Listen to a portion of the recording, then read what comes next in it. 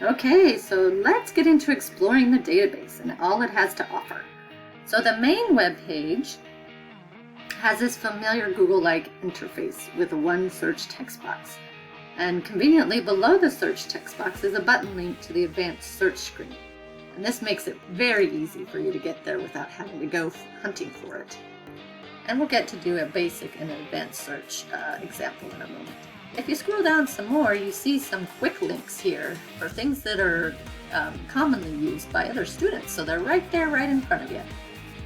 First is the My Search, which is your portfolio that you can keep track of all of the things that you're collecting, all of the content and stuff, so you know where to find it.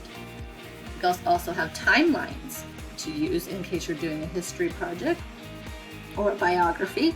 You can keep a timeline of your notes. And Citation Builder, this is awesome because it can make your citations for you in MLA, APA, or Harvard. You can browse by subjects, and you can look at maps and atlases.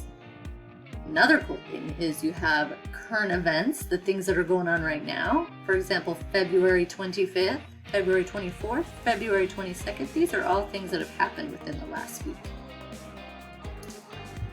There's also Biography Center, so if you are doing a biography for your research project, you have a collection there that you can go straight to on the main page. Also featured media, videos, images that you can go straight to and explore through those. That Milky Way galaxy one was really cool.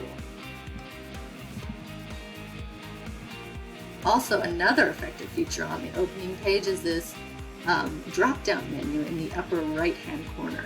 It's a convenient one-stop shop place where you can go and look at many different aspects of the database.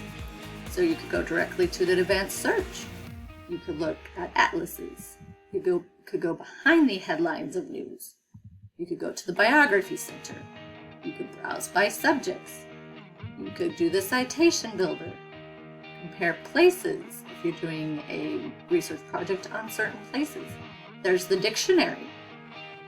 Educator Tools, you may not go to that one too much, but your teachers will like that one. And if you're not sure how to even do your research, you have this How to Do Research, which is very helpful. It takes you step by step through the process.